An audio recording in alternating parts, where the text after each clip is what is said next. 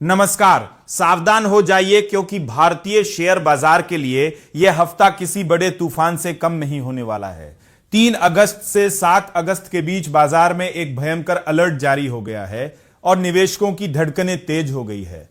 अगर आप भी शेयर बाजार में पैसा लगाते हैं तो अगले कुछ मिनट आपकी किस्मत तय कर सकते हैं, क्योंकि इस हफ्ते आरबीआई से लेकर 7 समंदर पार अमेरिका और ईरान के बीच चल रही हलचल बाजार की दिशा बदलने वाली है। सबसे बड़ी खबर आ रही है भारतीय रिजर्व बैंक की मौद्रिक नीति कमेटी यानी आरबीआई एमपीसी की हाई प्रोफाइल बैठक से।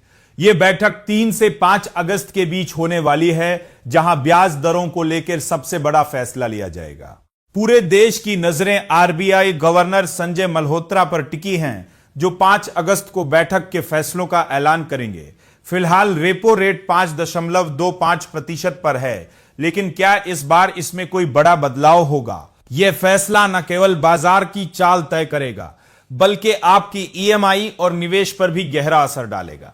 लेकिन खतरा सिर्फ घरेलू नहीं है, वैश्विक मोर्चे पर भी भयंकर तनाव बना हुआ है। अमेरिका और ईरान के बीच शांति वार्ता इस हफ्ते बाजार के लिए सबसे महत्वपूर्ण कड़ी साबित होगी। अमेरिकी राष्ट्रपति डोनाल्ड ट्रंप का हालिया बयान कि वे ईरान पर हमले तब तक रोक रहे हैं जब तक परमाणु कार्यक्रम और होर्मुज स्ट्रेट को फिर से खोलने के लिए कोई समझौता नहीं हो जाता, वैश्विक बाजारों में भारी अनिश्चितता पैदा कर रहा है। होर्मुज स्ट्रेट का खुलना वैश्विक व्यापार के लिए कितना जरूरी है, यह बाजार अच्छी तरह जानता है और इस पर आने वाली कोई भी खबर बाजार में सुनामी ला सकती है। सिर्फ इतना ही नहीं, इस हफ्ते कंपनियों के तिमाही नतीजों की एक बड़ी बाढ़ आने वाली है।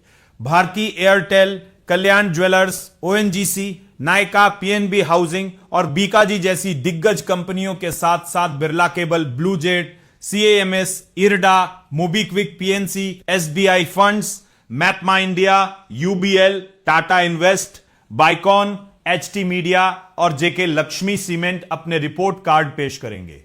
इन कंपनियों के नतीजे सीधे तौर पर निवेशकों के अरबों रुपए की किस्मत का फैसला करेंगे। अगर हम पिछले हफ्ते की बात करें तो बाजार में जबरदस्त तेजी देखी गई थी। सेंसेक्स 2034.87 अंक यानी 2.68% की भारी मजबूती के साथ 78,094.64 के स्तर पर बंद हुआ था।